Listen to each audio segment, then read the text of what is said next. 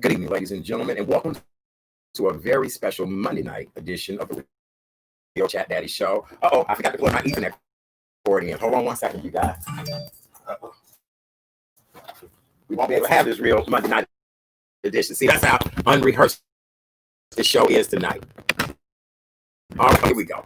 I'm sorry. So, welcome to a very special edition of the Monday night edition of the Real Chat Daddy Show. I am your host, Chat Daddy, and I was scheduled to be off tonight. There was not supposed to have been a show tonight. I was coming back tomorrow night, but because of the recent situation that has happened in Chicago in the last 18 hours, I thought it was imperative that I host tonight's show because there are so many Chicagoans that want to be heard about what has happened in our city. For those of you all that are not very familiar with what has happened in Chicago in the last 18 hours, late on Sunday night, several stores, banks, and other businesses across downtown Chicago and the surrounding areas were broken into, vandalized, and looted. And we are talking about excessive looting. It did not make it as far as other neighborhoods, as in the looting you guys heard about back in June, but this time the looting was so excessive. Many of these stores are just now getting back open. Matter of fact, the Best Buy that was looted in Lincoln Park, their grand opening was just yesterday, and they were a victim of looting last night. And so joining me this evening is a group of concerned Chicagoans of all walks of life that want to talk about exactly where we are here in Chicago. Chicago is very much mimicking the Al Capone days. And when I say Al Capone days, gangsters. And I'm trying to figure out whether or not our young people have become our new gangsters here in the city of Chicago. Because unfortunately, the entire time that I was watching the news coverage this morning, exactly when it was happening, I only saw young African Americans. I did see a few Hispanics, to be fair, but I saw nothing but young African Americans vandalizing, stealing, looting, talking in all kind of lewd language to the reporters, all of that. I apologize if I'm breaking up, you guys. Keep in mind, we're having a storm here in Chicago, as well as Wi-Fi is going in and out. But we're going to try our best to give you a great show this evening. I know I apologize. Is the audio still choppy now? It might be the weather that we're dealing with as well, too. Let me bring my co-host in. You're getting feedback and verbiage on your audio. Okay. Well, let me put a headset on and see what we're getting now. All right. So we're trying to pull this show off. Just bear with us this evening.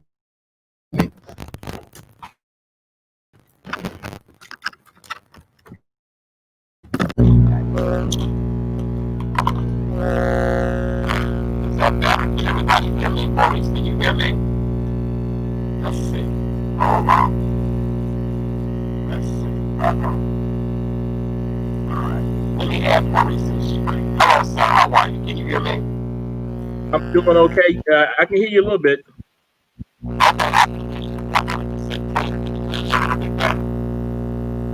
Okay. It's worse with the headphones on, so you're getting a buzz in the background. Is this better now? Can you hear me now? Okay, perfect. I thought it would be better without that. All right.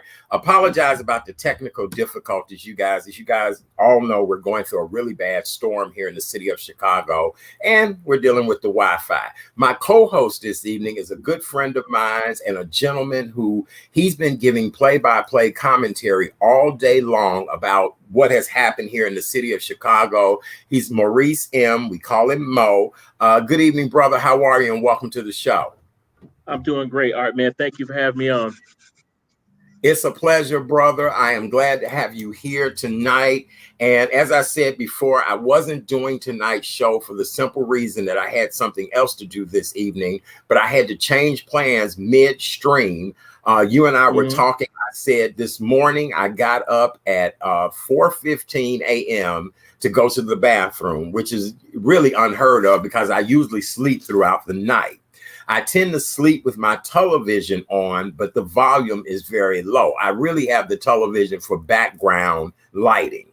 As I'm getting back into bed today, I noticed that the anchor woman or the reporter is saying, I'm going to take a walk down the street in front of Old Navy. And as she's walking from her studio down to Old Navy, all of a sudden, at least 60 young people pulled up in cars, got out the car, and just started bombarding Old Navy. I mean, busting the glass, calling her all kind of names. She's apologizing for the profanity that they're using. They're turning to her, talking about B, you know, you better whatever. And I just couldn't, and she was just as calm and collected. I want to thank all the journalists who have been so calm and collected through this. But Maurice, this is ridiculous. We've just seen this the begin, you know, in June here in the city of Chicago, the devastation, the loss, the loss of jobs and everything. And so where are you at with this? And when did you first notice this was a problem? When I woke up at around 6 o'clock, it had been going on for hours, so I was told. And it was just a shock. I felt like the old man and do the right thing, getting up the day after the riots. And just to see the video of the lawlessness going on, you know, people taking cars and driving the cars through store windows, throwing rocks at the police, just crazy behavior. I mean, this city is under siege right now. It really, it's anarchy at its best. I just cannot believe that after we've suffered as long as we have, the fact that a lot of the South Side and West Side retail stores are not back. I tell people all the time where I live at right now, if I wanted to go get a loaf of bread, I physically could not be able to walk and go get it. I would have to at least take a bus or car service to get a loaf of bread when I used to could walk to the corner and get a loaf of bread. So Maurice, where are we so disconnected with our own people right now? Because here's the deal. I hate to say it. It was nothing but young African-American young people cutting up, clowning. I did see a few Hispanics in the crowd, but for the most part, and I couldn't even believe half the attire they had on. Yeah, who loots in flip-flops? Who loots in flip-flops and Daisy Dukes? Who? Well, I will tell you this, man. It was not just young people out there. There's some old heads out there with these kids as well. That's what I was told. Actually, people with jobs were out there. Older people were out there. People were out there with their children looting. This thing that's going across this city is coordinated. And I'm telling you, from the bottom of my heart, I do not believe that these young people have the wherewithal to coordinate this type of madness by themselves without somebody else helping them. And these are older people, and these may be people who are of a different race than us that are influencing these folks to go out here and do that.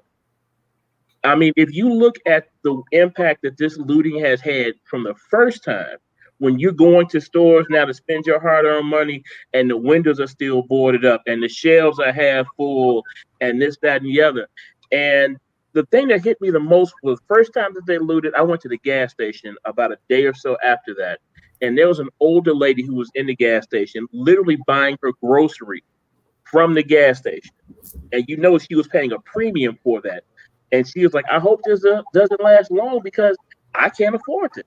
Right. So now, you know, we're suffering, you know, and they say sometimes you suffer with your brother and sometimes you suffer because of him. Right now, we are suffering because of our brother.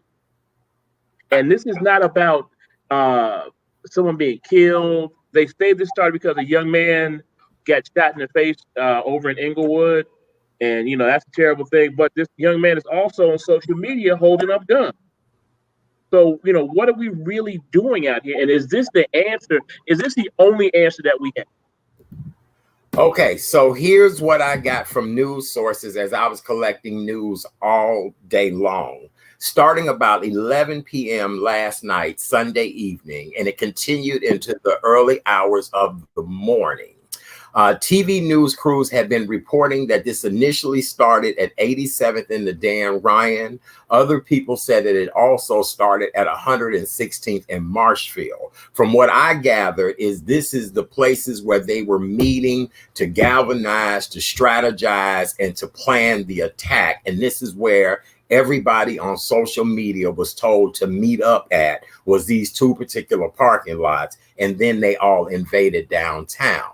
Now, they claim that this looting and rioting is a result of a 20-year-old man, because it was originally reported that a 15-year-old had been shot and killed, but it was a 20-year-old man over in Inglewood, and I was told that he was shot in his shoulder and that it had already been a couple of issues and problems to begin with this young man and his life, and that they felt as if you would continue to keep shooting black men, we are going to retaliate and do all this vandalizing and looting. But here's the deal, Maurice. Ain't nobody said shit about all them little babies that's been shot and killed recently, or just shot. You get what I'm saying? So you mean to tell me a black man who lives his life through the streets, his life is regarded higher than our children, our future?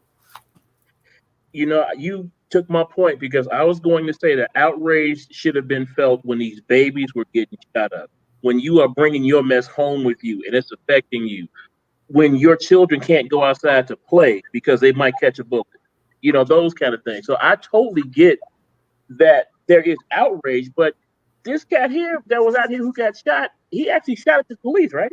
Yes. Okay. So he shot at the police. Supposedly there are the cops on the video saying that they were out to kill mofos. Now that's what the cops supposedly were saying in response to what had happened yesterday on 56 in Aberdeen. Well, you know, there are different sources, and there are a couple of apps that you can get, which you get alerts. And when the hood is telling you before this happened that this is going to happen, and then it still happens and the police can't stop it, I don't know what to say. Right. I mean, because the word was out there, it's happening tonight. This is where it's going to start at. So you telling me that the FBI and all these folks are here in Chicago and nobody can stop this? I don't know. It just really makes you wonder. And then, you know, what is the motive behind all of this? Because again, I'm looking on social media right now as we speak, and there are people trying to sell these hot items. And here's the crazy part. Don't even realize what the items are. Don't even realize the retail values of the items. A lot of these high-end items now have tracking devices in them. I don't get what is the joy of wanting to loot and vandalize and tear up your own city. It's shameful. And I will tell you this. I was in the gas station today, and a man rolled up on me and said, "Hey, brother, I got some TVs. I got some purse. Hey, man, come take a look." And I look over there. He's in his van with his sons or some younger people. They have TVs, they have purses, they have shoes, and the little guys are actually walking up to people in their cars when they're getting gas, trying to sell them purses. So there's a total and blatant disregard for all this is going on, and they feel that this is what they are supposed to do, that what they're doing is their response, and this is their entitlement. I mean, there's a video of a young man that's circulating right now breaking into an ATM, just saying that on Facebook Live and just showing his face and saying, "I'm saving my check from work and I'm going to get my looting on tonight and sell this stuff." So, but see, where does that come from? Right. And see, what I don't understand either is that if you and I make a bad comment about the president, we in Facebook jail. If you and I do something lewd or not right on here, we get banned off of social media. If the police department is truly checking these Facebook profiles and these pages, and here's the deal, you pretty much can go through a person's page and know who they are, what they're about, who they're associated with. I'm surprised they don't just hire somebody all day long to sit up and just go through Facebook profiles and pages just to see where people are and what they're doing. You know, it's coming to a point where you figure out that somebody is complicit in what's going on. And there may be a lot of factors in play, because it really seems that since, and this is just a theory that what you can call whatever you want, but since Mayor Lightfoot started getting into it with Washington, this is when all this kicked off. This is when the police union came out against her. This is when all the unrest started, where all the shootings all over the weekends. And you do remember during the first round of looting, they said the police were actually supplying bricks. Now, I don't know if that's true or not, but it comes from somewhere. So where do you think we go as a community to stop this? Because my pastor got on today and said that people have asked him to do a town hall via Zoom with these young folks, and who can he get that they're going to listen to? And my thought was the children or the young people that would even walk into that are not the ones you need to talk to. Not at The all. ones you need to talk to are on the corner. Yep. The ones that we Yep. don't want to talk to. That's the problem. Yep. Because it is us and it is them. But it's not that. It's all us. And until we find some way to bring these young people out here who are disenfranchised, who don't believe that they belong anywhere, who think that they can only show their frustration with their fists, what are we going to do? Because now we're giving certain people what they want. We are showing ourselves to be unable to be governed as decent human beings and quote decent Americans and so on. So now we look at things. I've actually seen some friends of mine on social media. Lord, I can't wait till martial law comes. And I'm like, have you really understood what martial law looks like? Right. And there are two different cities in Chicago. We are the most segregated city in the country anyway. But you go on the north side this weekend, they kicking it on the beach, they doing all this, that, and the other. Life has not changed for them. Right. Out Right. this way, we are going through, we can't go to the places we used to shop at because they're all boarded up. Yes. They don't want us in the other communities to shop. Right. Because if we go in there, we really feel a certain kind of way. So what's left for us? Is this the only way we can get attention is by looting? And the bad part about it is the young folks that are looting are coming home. Doggone well, your child does not have a job. Right. He got multiple pairs of Jordans, Mm-hmm. Louis Vuitton bags, all this stuff, and you're not gonna ask one question: where you get that? Right. Right. So here's the deal. No, when he responsibility. come in the house, he handing them out to everybody in the house.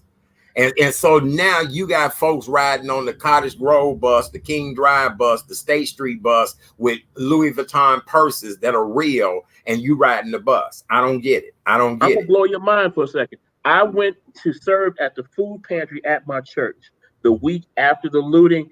There were people in line in the food pantry line with brand new Jordans on. You know what I'm saying? In the food pantry line, brand new Jordans, gold watches, this, that, that. But yet and still, you are going out here and you looting and you tearing up these stores and you got like some cheese whiz and some Funyuns at the crib. You ain't got nothing to eat, but now there's no stores to go to. So you in the food line with everybody else. Right. Absolutely. Okay. So let me tell you guys what the new rules are here in the city of Chicago. Mayor Lori Lightfoot and Police Superintendent David Brown announced today that downtown Chicago will be restricted overnight for the foreseen future.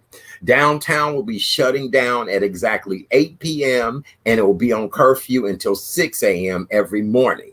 The city will deploy more than 100 infrastructure accesses citywide, which will be strategically placed and secured by Chicago police officers, and they will be protecting certain corridors and critical business area.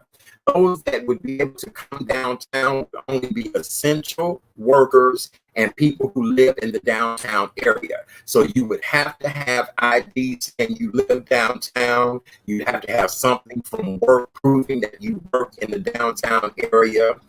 These access points, again, are only for residents and essential workers and employees of particular places within those boundaries. Now, here's how it all works.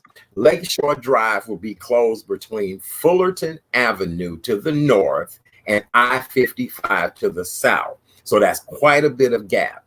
All bridges will go up by 8 p.m. at night, with the exception of the following bridges: LaSalle Street, Harrison Street, Ida B. Wells Congress Bridge, westbound open only. So that means leaving out the city, the inbound will be closed. The Lakeshore Drive Bridge will be open Columbus Avenue, Kinsey Street, and Grand. But there will be police there monitoring who goes in and out and across these access points. For those of you all that are trying to get to work or to business or whatever in the area, you'll have to travel via Harrison Street. You'll have to travel between Chicago Avenue and Halsted Street. Roosevelt Road and Canal will be your entry point from the south. Kinsey and Halsted Street will be from that area, and LaSalle Street would be the only way for you to access to get in and out. The Chicago Transit Authority will be limiting its train service into the downtown area, Fullerton Avenue to 47th Street, east to Halsted. There will be no train service available. You heard me. You heard me. Bus service will remain on its open time. Some buses will be rerouted because of the closures downtown. And divvy bikes have been suspended from North Avenue to Ashland, Ashland Avenue to Cermak Road, and you will not be able to ride a divvy bike from 6 p.m. to 6 a.m. And those are the new rules as a result of last night. Now, do you think people will adhere to these new rules, Maurice? They would have to. If not, they would get in trouble. But then does this put our neighborhoods in jeopardy at this point? Absolutely, because that means when the next round jumps off, it's going to be back in the hood, where we are not back up to strength from the last time. No. So that means, because I think that they already tried to do something up at 87 at Dan Ryan. Yes. I heard 95th and Stony, right, all down Stony Island. So basically, we're just turning the violence and everything back towards our neighborhoods, and we have yet to recover from the last time. Yeah. So, I mean, it's a plan. I mean, it's a bad plan, but it's a plan that's put in place to serve and protect whom? Not me. Well, now the mayor did say today that the neighborhoods will not be jeopardized in any way, that the neighborhoods will be protected like they normally would be. And I'm trying to figure out what would be normal, because I guarantee you, if I call the police, it's going to take forever. And it almost seemed like they do pick and choose of what they will come out and see is imperative, because when we had the looting and rioting the last time, I was one of millions that was calling the police and never heard another word, never even seen any action. Matter of fact, there were 2 abandoned cars left in front of my place of residency ever since the looting and rioting happened, and they just moved them this week. We're put in a position right now where a police force, I don't think, is even structured to handle this. I mean, if you see this many people bombarding a neighborhood, you do recall that during the first looting that they were jamming the police radios, right? Yes. Yeah. Now, if this was, excuse my expression, Pookie and Ray Ray, if Pookie and Ray Ray had the wherewithal to jam police frequencies, they would not be Pookie and Ray Ray. Right. That means somebody else is helping them and leading them to do this. Mm-hmm. And I think we would be a fool to just say, we ain't raising our kids right. I mean, you know what? That's part of it, but there are bigger things at play than what we're seeing right now. Mm-hmm. And as with anything else, you and I have been around long enough. You follow the money, and you'll get to the root of where this problem starts at. Oh, somebody needs to look bad. Somebody needs to be a fall guy. All of a sudden, so now they put Kim Fox on the hot seat today, because they say that, the laws that we have, and they're throwing out cases, that's what's putting all these people back on the streets. Right. And we're going through a pandemic. Well, now, here's the deal. You're absolutely right about Kim Fox, but then it's also being brought up that you have an African-American mayor, you have an African-American police superintendent, and then you have Kim Fox. You have 3 African-Americans in the 3 highest positions in the city, and you have all this anarchy, all this chaos, all of these problems going on, and so people are not happy. I think our mayor is a great mayor, and I respect her as a person, but I would hate to see her go down in disgrace because of situations like this. Lori Lightfoot is the mayor. She is not the president. She is not God. She is no better. I mean, if you look at it, Rahm Emanuel couldn't do anything about this. Daley couldn't do anything about this. This whole thing has been building for years now. So now they dropping on her, and she's supposed to come in and just wave a wand, and the city's supposed to be straight, not supposed to have any violence. There's no looting and this, that, and the other. So she's getting a bad deal on some fronts because really there is no playbook for this. I mean, we've had protests before. You remember they had the G7 summit downtown, and they had downtown all shut down with the protests and all this, that, and the other. Right. There were more people down there during that, and we were able to control that huge crowd. But we can't control this. Mm-hmm. It doesn't look right to me. Mm-hmm. So somebody is undermining somebody and using us as a pawn. And that's what I mean, there's no excuse for this behavior. So looting, I mean, these are, as someone has said, these are not Martin's children, these are Malcolm's children. Mm-hmm. Malcolm's children are going to go out here because they have seen what you and I have suffered from as Black men. They've seen every disrespect that we have taken and still persevered. They have seen us come home tired and frustrated and beat down by this situation. And they said, that ain't going to be me. That's not going to be me. But we don't have. Do we really think that's the answer, though? Do we really think looting, rioting, destroying? See, what people don't realize is that when you destroy a high-end store, you're not worried about your cousin who works in shipping and receiving. You're not worried about your auntie who might be a housekeeper at Saks Fifth Avenue or a seamstress at Saks Fifth. You're not looking at. There are people who do jobs behind the scene that are oftentimes Black and brown people. And guess what? All of these people are out of work right now. They've now joined the group of out of work people. And a lot of them just got back to work from the first time you looted the stores. We don't look beyond the next 5 minutes. Because when your life expectancy in your mind is, I'm going to just do me. If I die, I die. I ain't wearing no mask. I ain't doing this. I'm going to do me. This generation, man, has this. Their attitude towards entitlement is stunning to me.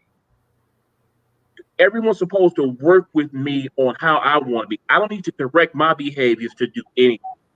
You should work with me. Well, this is just how I am. You know, you got to deal with it. I'm not going to pull up my pants. I'm not going to do this. And I know I'm a 50-year-old Black man and I got certain kind of rules and regulations I try to live my life by, but there's something lacking with our young people where they don't see things the way we did.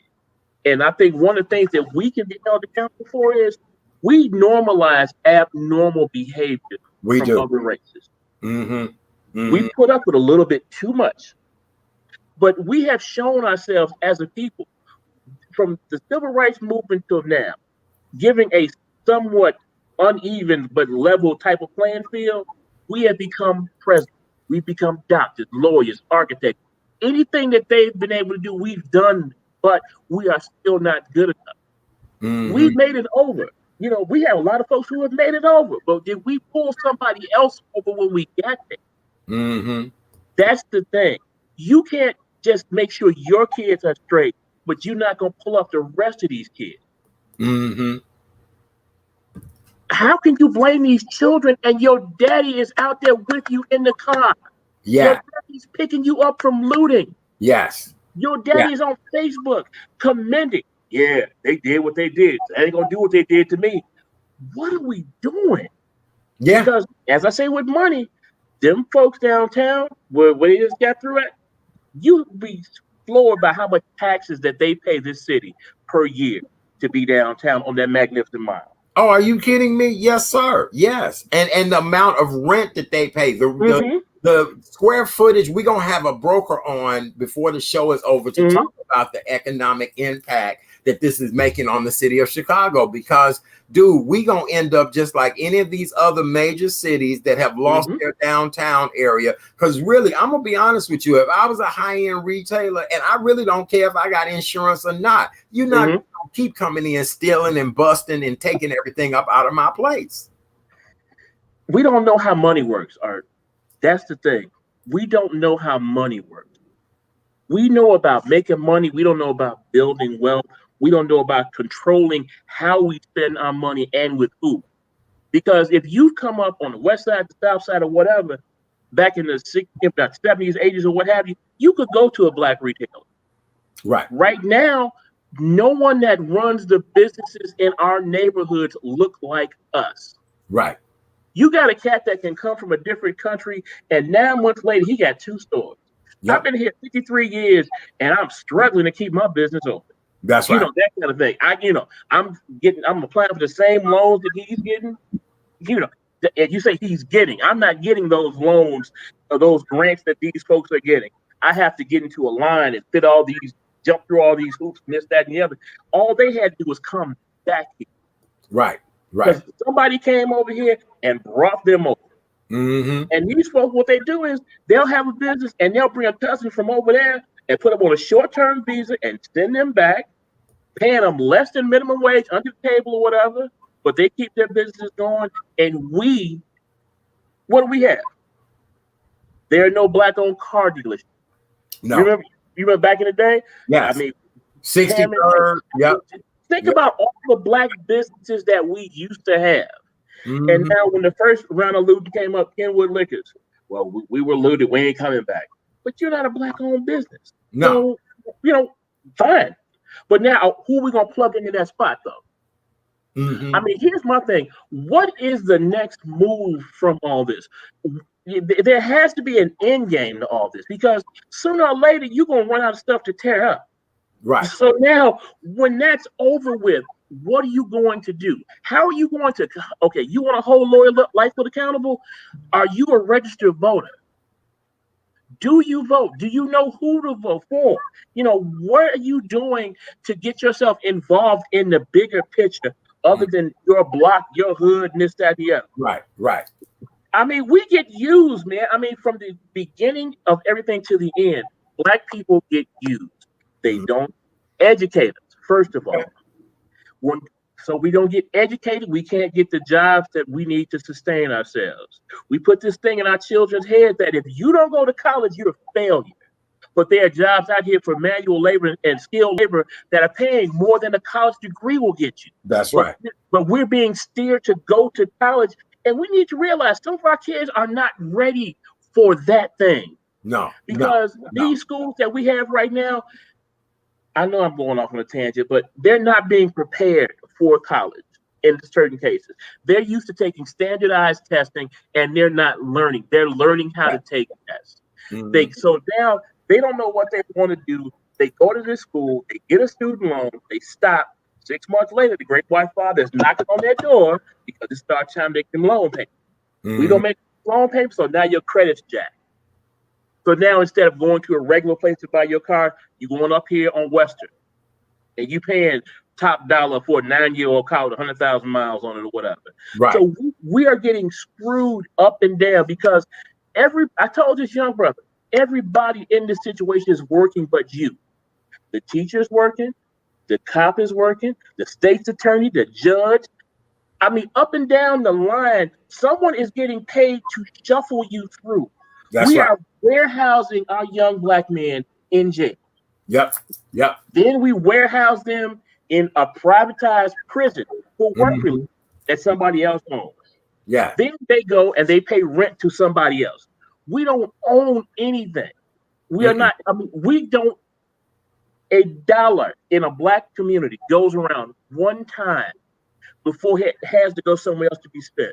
Down in Chinatown, $1 goes around Chinatown at least 12 times to local businesses within Chinatown before they go somewhere else to buy something.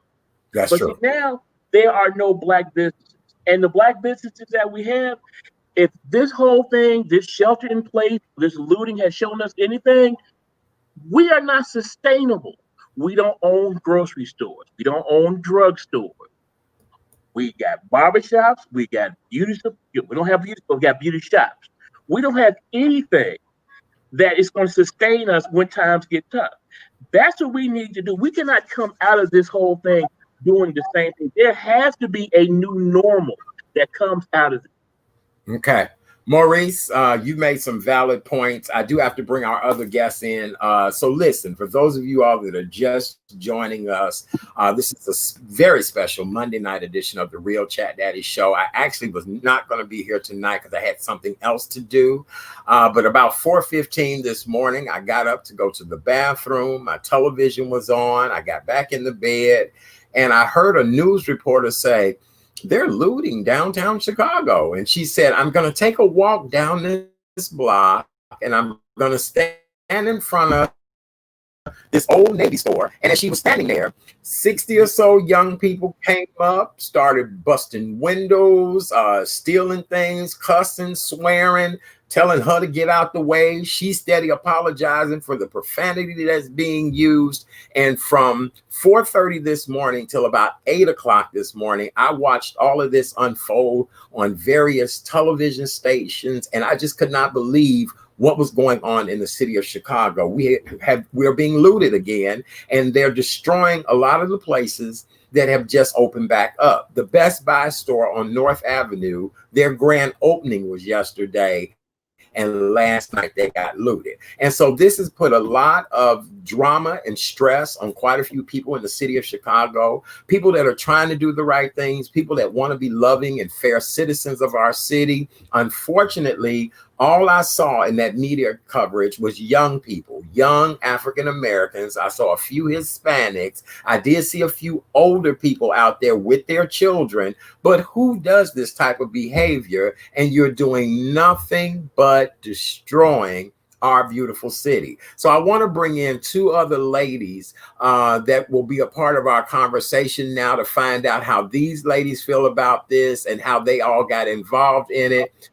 We have Eva the Diva is joining us tonight. We have my good friend, Miss Brittany VZ joining us. And ladies, can you hear me okay? Let me make sure your mics are not muted. Brittany, you might need to, okay, beautiful. Brittany, how are you this evening? I'm well, Art. How are you? Thank you for having me. Good. It is a pleasure to have you here tonight. And when I put this call of action out today, you guys jumped right in, wanted to be a part of the show. You wanted to be heard, and I'm honored that you're here. My good friend, Eva the Diva, how are you this evening, my dear? I'm good, darling. How are you? I'm good. I'm good. I know you. I know Maurice. What's going on, stranger? This a family. All that. Yes. Well, ladies, we've been talking about everything that has unfolded in the last 18 hours here in the city of Chicago. And who knew me getting up to go to the bathroom in the middle of the night would be one of the most traumatizing things ever. When I finally got to sleep about 8 o'clock this morning, my head was just spinning, watching all of that looting and destruction in the downtown area of Chicago. Brittany, what time did you find out about this? And give us your thoughts and take on everything that is going on with this. Okay. Greetings to everyone. Greetings to the watching audience and the other, panelists. I woke up at about 7 o'clock this morning to several messages from friends of mine. And then, of course, I turned on the news media and I was able to see everything that was happening from there. My take on it is that it's very storied and it's much deeper than I think there's so many different issues and we have to really delve much deeper than some of the very surface level issues. We're blaming the youth and certain things. There's an ideology, and we have to go back to the ideology of all of this. Where does everything come from? Where does it stem from? And how did we get here? So I've been dealing with I've been watching this all day. I went up because there was no coverage of anything that happened in Chatham and West Chatham. There was a blurb on the news, and we heard that there was looting and rioting on the south side, but there was no coverage. So I had to go up and do my own recon. I took my own videos. I took my own photos. I went up and talked to a few people who were out there, cleaning up crews and everything. And we really, really have to understand that this is much deeper than just wanting to go and be destructive and steal material things. It is that, that's the end of it, but there's so much to unpack before we even get to there. All right. Thank you so very much. Eva the Diva, I'm gonna come to you, my dear. I want to find out, what time was it when you found out about this, and what do you think all of this is about? Actually, I watched the first. It started off with a situation that happened on 56 in Aberdeen. I watched that live video, and I was so hurt, by it because I watched the people, I watched the cops, I saw the anger and the parent when she showed up to find out her kid was shot. I started from there, and then I was just like, okay, it was just another situation that happened in Chatham. Like you, Art, got up, went to the bathroom. It was about 3:30 in the morning. I'm looking like, oh my God, I'm looking all on TV, I'm looking all on Facebook, and they were like downtown Chicago, like it was new. Right. And I was just looking at everything going on. So I turned on the news and I'm seeing the same thing that you're seeing. People are downtown tearing up stores. People, like you said, you seeing cars, people getting out of their trucks. You see in blacks, whites, as well as Hispanics on TV. And I'm like going, oh my God, seriously? What's going on? And it just made me mad over again. It's just like they're not looting because of just what happened. Why are they looting? And I was having a conversation with somebody earlier today, and I looked at a quote. I said the same quote that Khalid actually said on your thing about the child who was not embraced by the village will burn it down and fill its warmth, which is an old African proverb. And when you see that, it's sort of like my heart just like busts. It's like, why are they doing this? I'm angry and mad. You tearing up stuff in our community. Where are we going to go? They looted the Walgreens up on 87th and Cottage Grove. Where are we going to get our medication? Just like you said earlier, Art, we could go outside and go across the street and go to the store and get whatever we need. We can't do that anymore because they tearing up our stuff. So where are we going to go? And just like Mo said earlier, we're not being educated by generational wealth. It's like somebody said earlier, foreigners are actually coming into our country, getting loans to start our businesses, don't even have to pay taxes for the first year. But what about us? There's no sustainability. It's like, who are you going to point the finger at? You know what? I'm with you 100%. I don't know. Let me ask you all this. Let's say, do we think police brutality still plays a huge part in all of this? And when I say police brutality, everybody want to say the police out to get us. I kept hearing the young people say, on the TV, F the police. And, is the situation between our young people, and I am going to have young people on this show very soon, but is the situation between our young black and brown young people as bad as they're saying it is? Have you all said, I know you all have worked with young people. I know you've been involved in mentoring, educating, all of that. Brittany, is police brutality really that bad? I think there's a lack of community policing. One, a lot of that stems from the lack of distrust. This is pattern recognition. When you study history, I'm a student of history. When you study history, you have to understand and learn pattern recognition. So what happens is young people, through the media, through social programming, through social media, you learn that the police they're not your advocate, they're not your friends. You hear your peers, you hear the collective at large state the gun violence. We suffer from compound trauma. So every single day that we look up, there's a new case of police violence. There's a new case of, or even like you all stated earlier, you call the police, and I've called the police. They haven't come for 20, 30, 40 minutes. So there's a disconnect. The police most certainly protect the moneyed areas of the city. They protect, and these are typically the whitest areas of the city. So there's a lot of systemic racism involved in this. There is a lot of economic disparity involved in this. And so what we have to do is you have to bridge the gap. So not only do we have to police our own communities, but we also have to bridge the gap between our relationships with the police, our children's relationships with the police. And this is not necessarily a matter of, I don't want to make this a respectability politic type of thing where, oh, yes, sir, no, sir, and kowtow. But you do have to teach your children, and we have to have these conversations ourselves to, make it through the experience with the police. If they pull you over, know your rights. We have to educate our children on our rights, constitutional rights. Always have your constitution. They have many books of the Constitution. You can carry pocket-sized editions. Carry it in your pocket. Study your Constitution. Know your Constitution. We know our Bible. We know lyrics to most popular songs. We know a lot of things, but we don't know our own rights. We don't understand what it means to be a citizen. We have to be active citizens, which also means that we know that the police, elected officials, all of these, the government works for us. And so we have to make that work for us as well. So to answer your question, police brutality is a very real thing, particularly the targeting of young Black males. I've seen personally on my own block where people have been stopped, and sometimes it's a good thing, sometimes it's discriminatory. So we do have to bridge the gap. Know the police officers on your beat. Know your beat officer. Know the commander on your officer on your shift in your area if you can.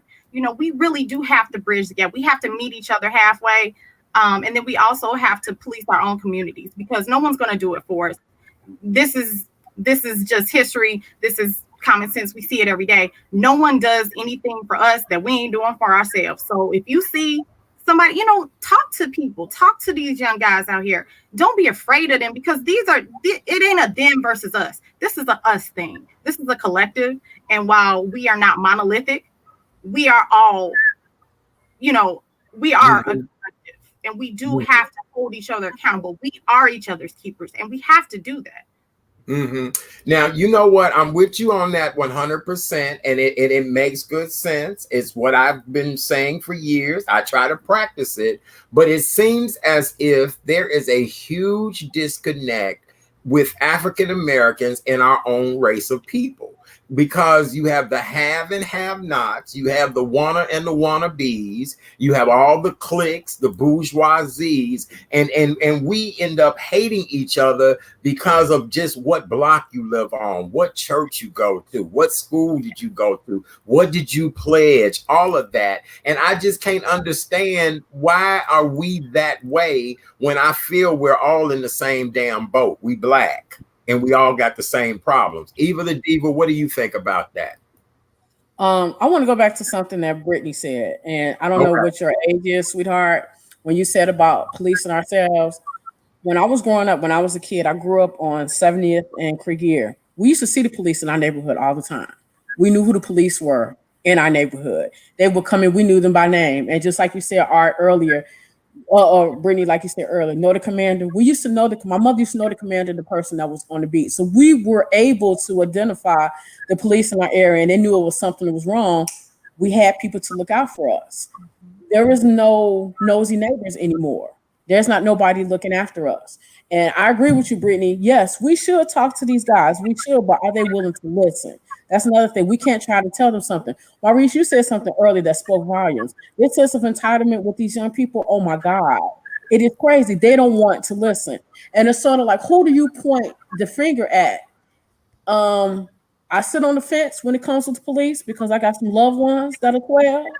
So I know pretty much what they go through. So I look at different aspects of it. I'm an educator, so I see what my students actually go through. I see it what my loved ones go through as a 12. All the cops aren't bad. None of them are bad. A lot of them want to do good. I can't speak for the ones that don't do good. But like they said, like somebody said, what happened to Officer Friendly? Yeah, what happened to Officer Friendly? Why are these people getting jobs? Are you actually going to serve and protect us? Yes, we should have conversations with our young about how to deal with the police. But let me also say this. We also should have conversations not to put ourselves in positions where we have to get screened by the police as well. And just like we have to hold everybody accountable. Parents, everybody, neighbors, everything. I remember growing up, our neighbor used to whoop our ass if we did something. Absolutely. If the neighbor did something and they tell your mama, you're going to get it again. We don't have those anymore. What happened to those? So we have to be able to, at least it takes a village actually to raise a child. Yeah, we are going to have to do that. But then again, some people are scared. They say snitches get stitches. They don't want to talk. We have to, like you said, we do have to bring back our neighborhood. We all have to save these kids. But then again, do they want to be safe? Yes, we have to have those conversations, but it's unfortunate we have to have those conversations. It's a shame that I'm gonna have to have my sister not gonna have to have a conversation with my nephew when he gets older. What happens if you do get stopped by the police? My parents never had a conversation with me about what happens if you get stopped by the police. My mother's like, you better not get stopped by the police. But now you have to have those conversations. It's unfortunate that we're growing up in a different society where there's a different mindset on everything. Yes, absolutely. Well, we have one more guest that we're going to add to this conversation. I know everybody got a lot of stuff. Just hold your questions, write them down. But what you guys have also got to look at with all of the destruction and violence that we've had and everything being destroyed in our high-end retail area, it has a lot to do with our property value, our property taxes, how our city is going to be perceived. I said on Facebook this morning, I could not imagine living in a luxurious downtown high-rise apartment and everything downstairs below me is now gone, tore up. Why would I even want to pay you rent anymore when I have nothing at my disposal? No grocery store, any of those things. I'm in the hood and got them problems. So why would I be paying you high end? So to help us to kind of understand the impact from the realtor side is Tosca the broker. She is here with us tonight. Let's add her to the conversation. Good evening. How are you? Hey everybody, are you there? How are you? Hey, How's it going? hey. Good. So tell everybody a little bit about yourself, and then let's get into the dollars and cents of all of this and the breakdown of it. Okay, so my name is Tosca, and I'm a real estate broker in Chicago since 2011. I grew up on the north side of Chicago, but I'm now a south side. I'm a transplant, and I now live in Woodlawn. And I can tell you, as a kid growing up on the north side of Chicago, the disparities in what goes on the south side of Chicago and the north side of Chicago, it's disheartening. The reason why it's disheartening because there's no access to anything. It's unbelievable. I show apartments and condos and houses all over the city of Chicago, and the downside is that there's no access to anything over here. So I understand why people, the young people are upset. I understand why their brothers and sisters and their mothers are upset too, because there's no access to anything. And this has been going on for a very long time. Well, now, I'm going to play the devil's advocate just a little bit in this. Please, please. Somebody says, listen, we bring somebody got a little feedback going on. You might have to turn the volume. You got it? Might be, yeah. You got something looping. Okay, beautiful. So can you still hear me okay? I can, yep.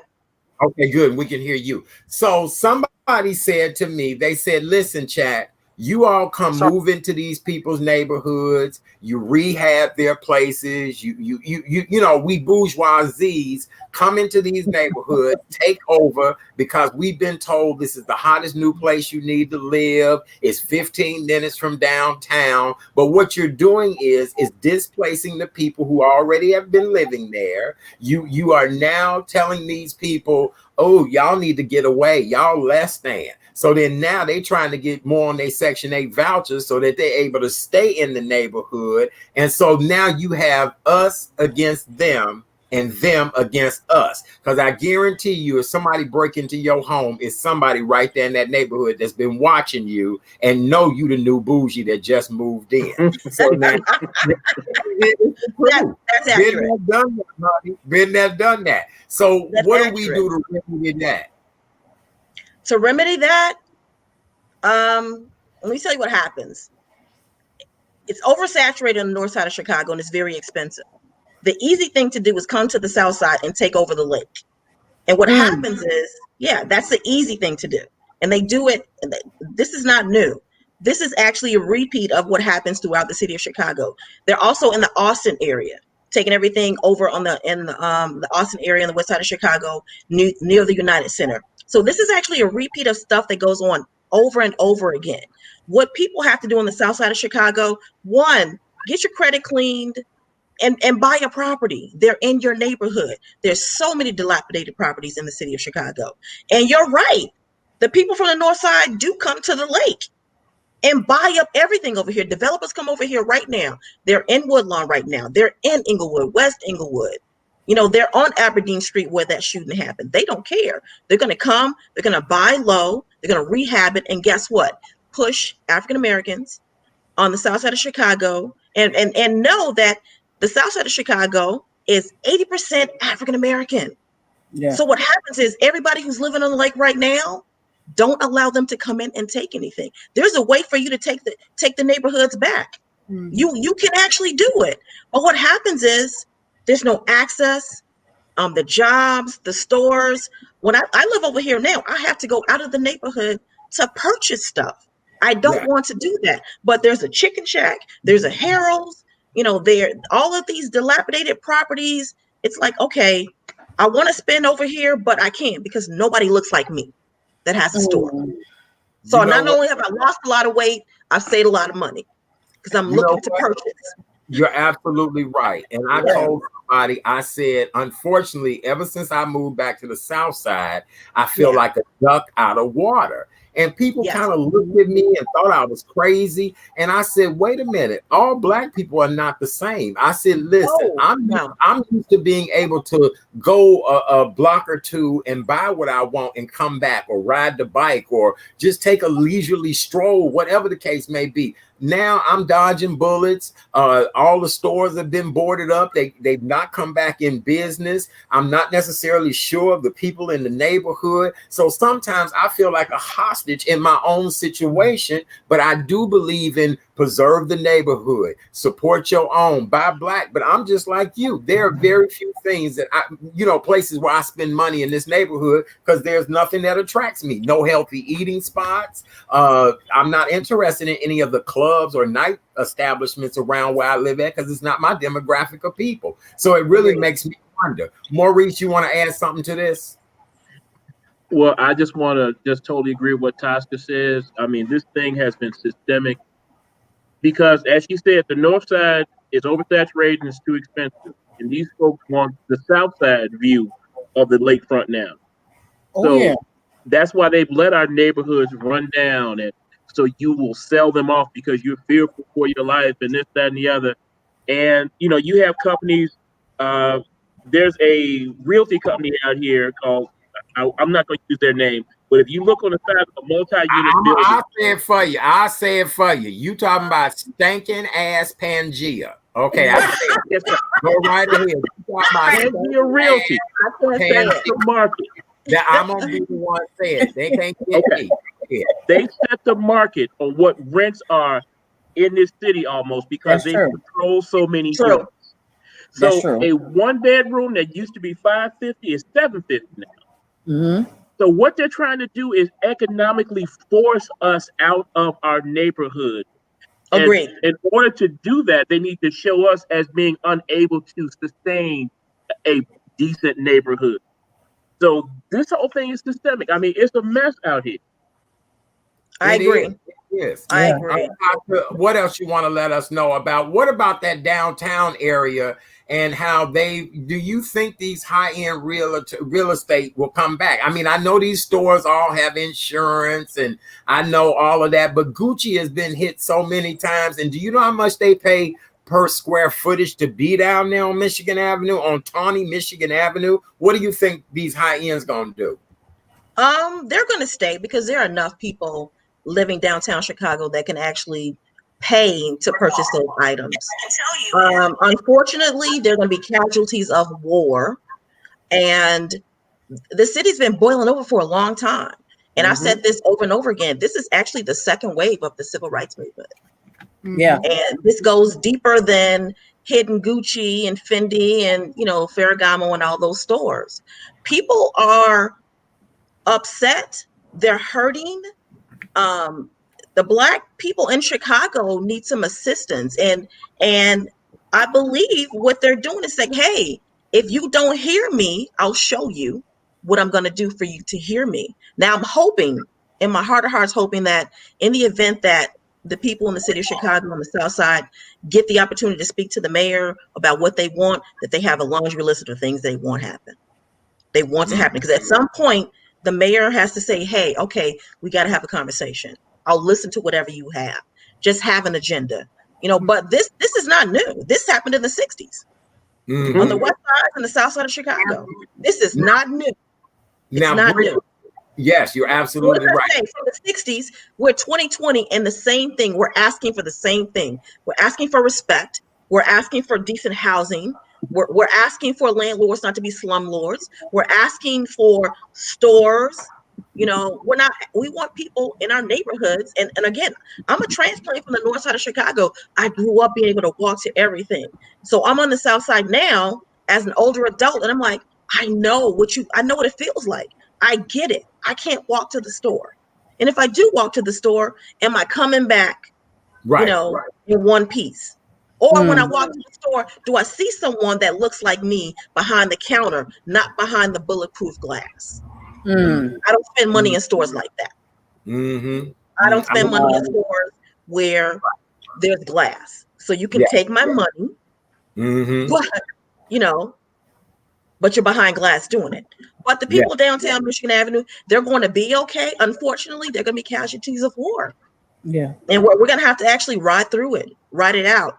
I can't say that I agree, with hurting people or anything like that. But unfortunately, it has to happen. It's going to come to an end at some point. But if people are going and stealing stuff and they're not keeping it for themselves and they're selling it to make money, what does that mean? What does that say to you? They don't have any money. They don't have jobs. They have the jobs that are shut down right now weren't even paying them enough for a living wage. So they're selling TVs.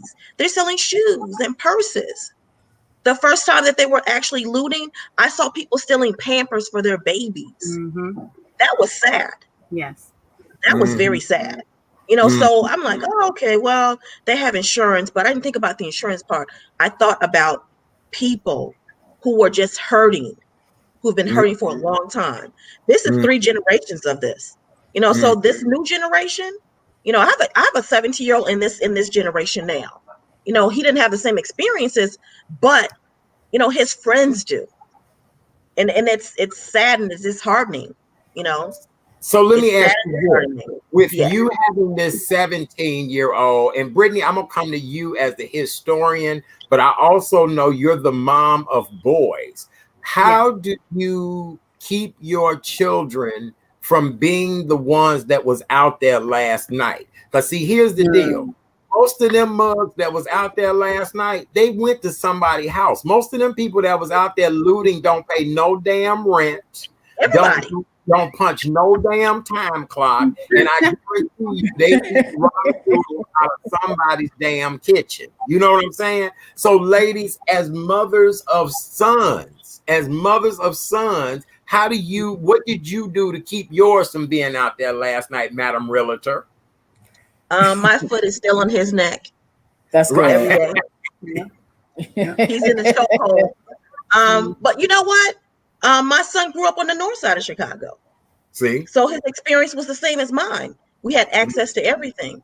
But we moved to the south side about 3 years ago.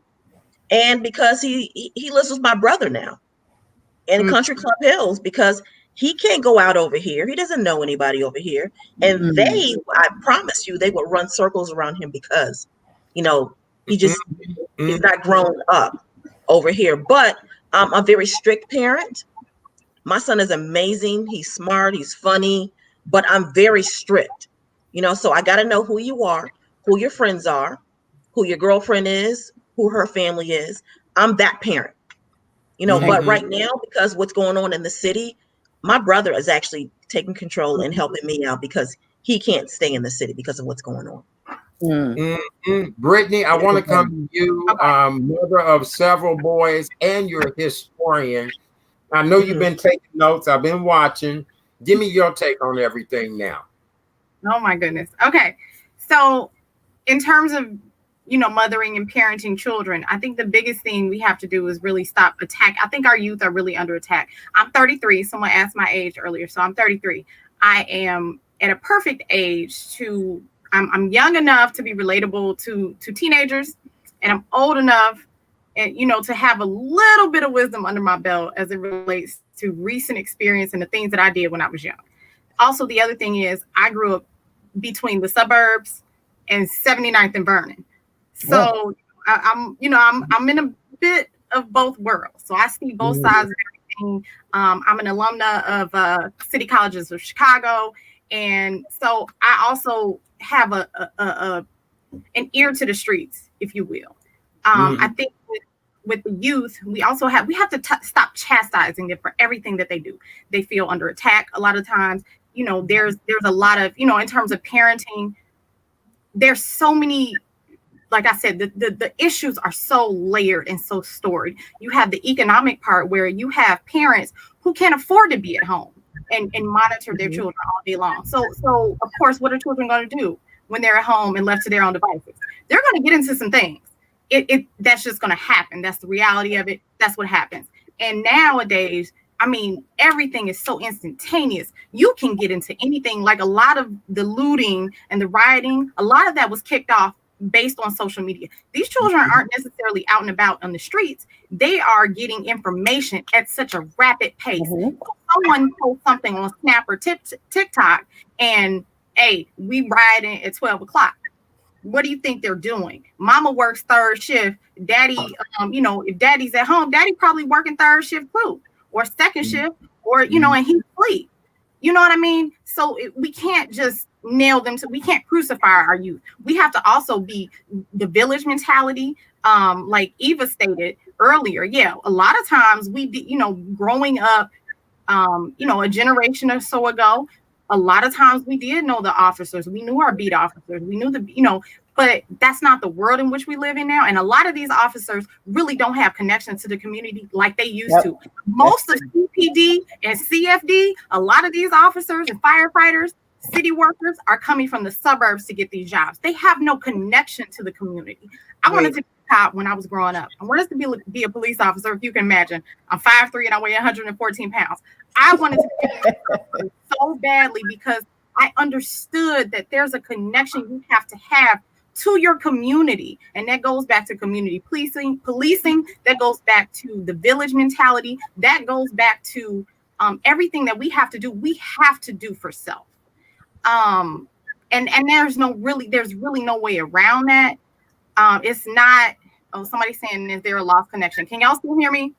We can. You doing? No. You doing fine. They were saying there's a lost connection with the young people. No, we got you. Oh, okay. Okay. Yeah. So there's definitely a disconnect. A lot of youth feel unheard as well. And then the middle generation, I'm a millennial. I'm an older millennial, and then everyone around me is older. I have older siblings. I'm married older. A lot of my friends and peers are older. But I will say this is that there is a huge gap. There's a huge disconnect in terms of, we have to bring balance to everything. Everything has to have balance. So we went from parents saying children should be seen and not heard to children can do whatever they want to do. And there has to be some, a lot of people, particularly Black people, we don't want to be friends with our children. And I understand that and I respect that. But the best way for your children to come to you and the best way to get information from your children, your students, any children around you, even if you're not a parent, you have nieces, and I have a tribe of nieces and nephews. I'm very close to most of them, very close. They tell me a lot of things that I really don't even want to know. But it's because I make myself available to them. I am a listening ear. My mother did the same for me. Anything that I really, even if I was scared, even if I didn't want to talk to her about it, I could. And we have to open ourselves. We have to make ourselves available to connecting with these children. We have to also take into account that there is going to be a lot of socioeconomic class stratification situations that are happening, which prevents the connection, which also leads into the destruction, which leads into the chaos, because that's what this is. This is disorganized chaos. A lot of these children are very aware, or woke as we now call it, as to what is happening, but they have no one who's able to harness. They can't harness the energy themselves. There's no direction, there's no guidance, and there's no discipline. And then the other thing is you have a lot of, like I said, you have agent provocateurs who are on social media, who are a lot of bots, trolls, who are posting things on social media under the guise of maybe being a youth, because Online is all anonymous. You can be anybody you want to be. So if I'm 16 years old and I'm saying we're going to riot, how many children are coordinated enough to launch a riot or a disturbance on North Clybourne, Michigan Avenue, State Street, and 87th Street all at the same time? I'm just saying. I'm not saying children aren't smart, but who's that? How many children y'all know, or even young 20-somethings? I don't think we give the kids enough credit. That's true too. I know last summer they actually orchestrated going down to the Bean on Michigan Avenue, all done on Snapchat. So they're tech savvy. They're born into technology. They know a lot more things than we know. So I don't believe. That's not my point. So my point was, because they use social media and they are so ardent, they know the social media, they use it, they eat, sleep, and breathe it. The point I'm making is that the coordination does not necessarily come from them. That's my point. You have a lot of interlopers who are starting a lot of things, the social destabilizers. That's what I'm saying. I'm not saying that, and I'm not saying that they're not doing these things. I'm definitely saying that a lot of this stuff ain't just coming from us, and it ain't just coming from our children. I agree. Can I say this one thing? Sure. Go ahead. Growing up on the north side, I never knew who the community police officer was. I never knew. And the reason why I never knew, and I realized that the south side is policed, and then the north side people, honestly, you get to live your life and do whatever because people are going about their way. When I moved over here and I saw police officers everywhere, I'm like, oh my God, what's going on? Literally, I'm like, what's going on? Why are these police everywhere? Why are they parked on this corner? Why they're here or there? I didn't grow up like that. I didn't grow up like that. So I never knew who the person in the neighborhood, the community police officer. Seriously, there's a disconnect. South side and people of color, Black people in particular, are policed. The north side. And I'm telling my age, I'm 51. I grew up on the north side in the 70s and the 80s and the 90s. We were not policed in that way. We were not. So when people talk about officer friendly and the police in the neighborhood, I'm like, well, why do I need to know this person? Why? And I really, to date, I'm like, why do I need to know this person? Yeah. Why? I don't want to know the person. I have no business with the police. And even with my son, I only had to have the conversation with him about getting stopped and driving and all that because I want him to come home and come home alive. But outside of that, we never had any issues with the police. At least I didn't. My sister didn't. My brother didn't. So I'm here on the south side, and I don't feel protected because it seems like for me too much. I don't need you in my business. If you're patrolling the block, what's going on? So that's the difference. If you're patrolling, I don't feel safe. What's going on? I believe they're agitators, in my opinion. Maurice, I know you wanted to chime in, and then I want to circle back with Eva the Diva about being an educator in today's society. Go ahead, Maurice, and go with your comments. Well, there are two things that are ruling right now. One is fear, and one is a lack of respect. You have too many people out here who are traumatized by all the different things that are coming at us. And you have too many folks out here on both sides, on the police side and on the public. There is no line of respect anymore. When you're talking about officer friendly and this, that, and the other, those programs were cut out because they don't want you to know the police anymore. They want you to know the police's dictatorship and rule over. When you approach a police officer, they will call you sir, but you can call me sir and beat my ass. I mean, that don't make me feel better. So, I mean, there is a lot of respect. We come at the police wrong, the police come at us wrong, and the situation just perpetuates itself and gets worse. So, and I'm sorry for cursing, but I mean, that's just the way it is, man. I mean, and scared people with guns do things. If a police officer thinks you're going to shoot him, he's going to shoot you first. I have children as well, and I have conversations with my children that my mother and father never even had to consider having with me. Mm-hmm. When I say that we are under siege, trust me, everyone on this call is traumatized right now. I agree. Yeah. Yes. We are traumatized. I agree. We are suffering I from agree. traumatic stress. Mm-hmm. Everything is coming to get us, either because of my color, because of my health, my economic status. Everybody's coming to kill me. How am I supposed to act? You know, and I see some comments that I was making excuses for the looters and rioters. Absolutely not. I am ashamed at all this, to be honest with you. I understand, and there's a part of me that understands we need to get our frustrations out there and get our voices heard, but there's a better way to do it than this. And, you know, I mean, we're out here, man.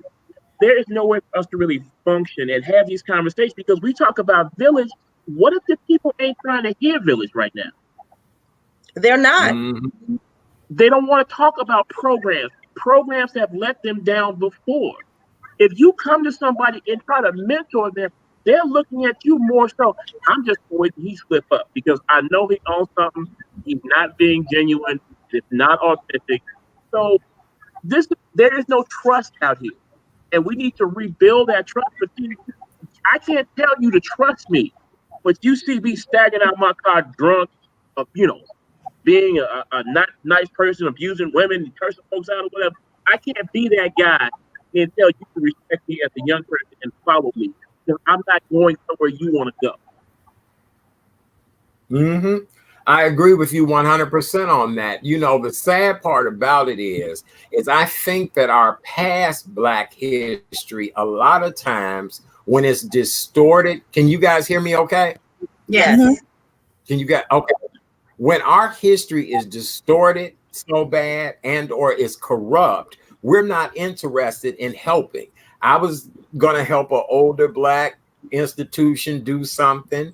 And when I sat down to talk to a couple of the members to try to find out how I could best help, they told me nothing of stories, but just deception, con artistry, thievery. Every story that they told me was some stuff that I said, you got to be kidding me. And you all have let this go as long as you let it go. And then you want somebody to come in and be a superhero and try to correct all of this. I look at you all for letting this go on as long as you have and not said anything, because when you stick around and agree to things, that means you co-sign it. So I now only want to help organizations that are brand new, organizations that are trying to make a difference. I could care less about helping a age-old organization or company because it's classic or it's been around forever. Too many problems, too many issues, and I'm not interested. I'm not. And I think that's where the disconnect has been in our community as well, too, is that we have become disinterested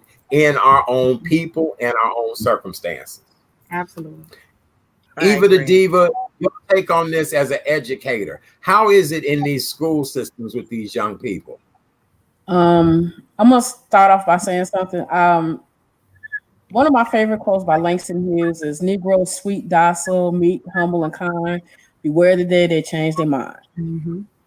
And when the pandemic first happened, and as an educator, the first thing that came to mind is I hope and pray to God none of my students is out there looting and I see them on TV.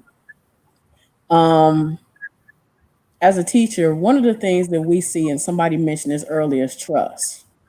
As teacher, we wear many hats. We have to listen to many stories, and we see what these kids pretty much go through. And if these kids can open up to you and confide in you, then they have your trust. As a teacher, we're lacking in resources. A lot of schools have a lot of things the city schools don't have.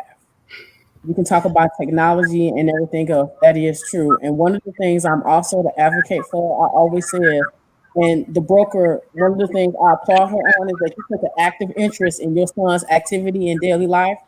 I wish parents would take an active and daily life in their students and also in the work that they do. Because one of the things I also say is besides parents that could be dream killers, educators could be dream killers as well. We can tell students you're never going to amount to nothing. You want to be stupid and dumb the rest of your life. Kids will remember that. I remember Biggie said that in one of his hooks. I forgot the name of the rap song. So as a teacher, we have to be very mindful because we hold them. We hold them. That's where pretty much it starts. That we can control all of that. We really can. We just have to. How can I say this? First of all, we got to put the right teachers in place. Absolutely. We have to have the teachers that really want to be there instead of collect a check. I want the summers off. Huh? Want collect a check and want the summers off. Exactly. Right. Summers off. Because we have. And then look, don't throw a pandemic in there now, and then had to work from home. Oh my God. That's a struggle too. And then having to deal with parents who don't know certain things and have to be educated as well. So you got the parents learning with the kids.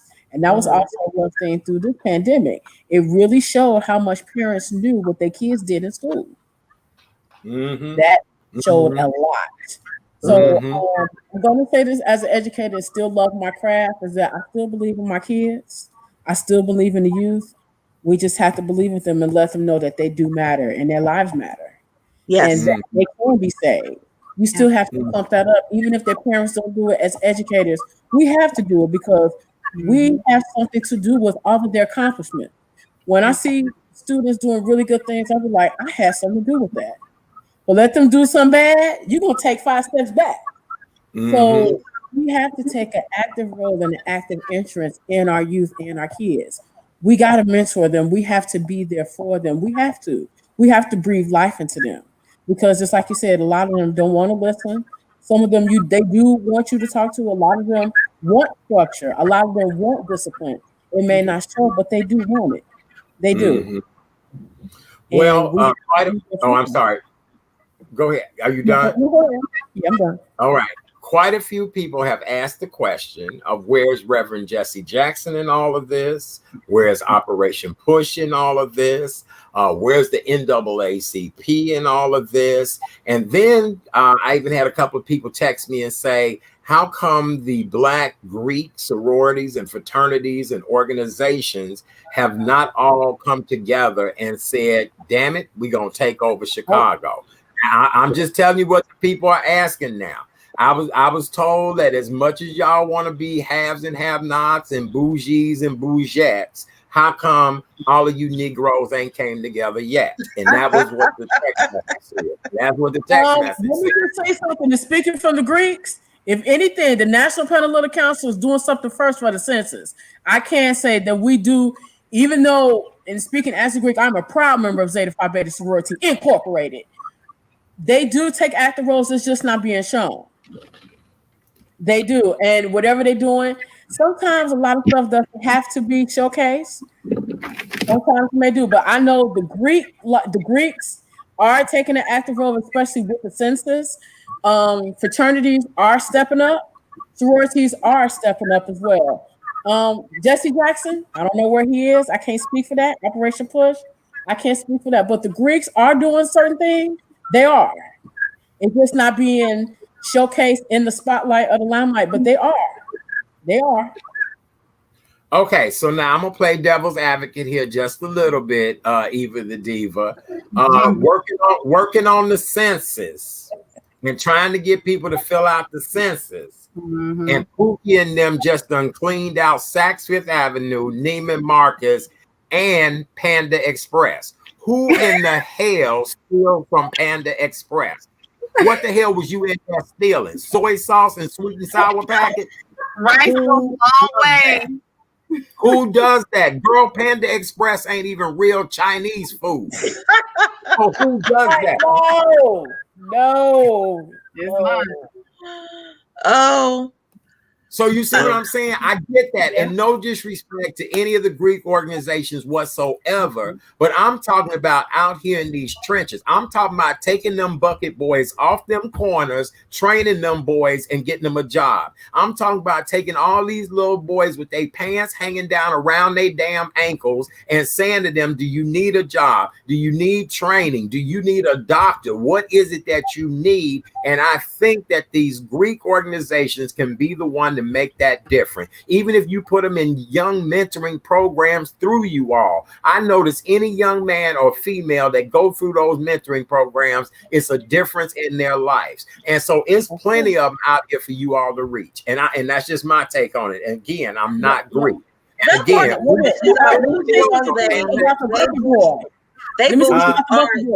believe I had a job. I had a situation where I had a resource for a job. And speaking of Bucky Boys, I was at 87th and the Dan Ryan, where they at that light when you make that turn coming off the expressway. Yeah. He was just like, plaything. I was just like, hey, sweetie, I asked him how old he was. Told me he was 20. And I just said, hey, you want a job? And he was like, ma'am, do you know I make more money playing this bucket and playing this drum than I would on the job that you got? I'm good. Yep. Yep. Very Say true. less. And it's cash tax-free money too. Yes. Is he lying though? Is he lying? No. Not at all. He's not lying. No, he's not. Their families working at Burger King and McDonald's making $8 or $9 an hour trying to take care of a family. So that makes sense economically. Why would I go and have to get somewhere? You'll give me a bus card. You give me $8 an hour. They'll tax that, and I spend 8 hours a day. That makes sense. No benefit. No benefits. No insurance. You're right. Nothing. So it makes sense for him to actually be there tax free, 6 or 7 hours, maybe $150, and yeah. Do I agree with it? No, absolutely not. Because no, I don't. But I get the mindset. Why would I go on your job? You'll have me put on this uniform and pretend to be somebody that I'm not. You'll half pay me. You won't respect me. You want me to actually fit into this box. You to make me actually feel bad about who I am as a person. Absolutely not. Absolutely. Your job. I get it. And you don't have to clock in and clock out at any time.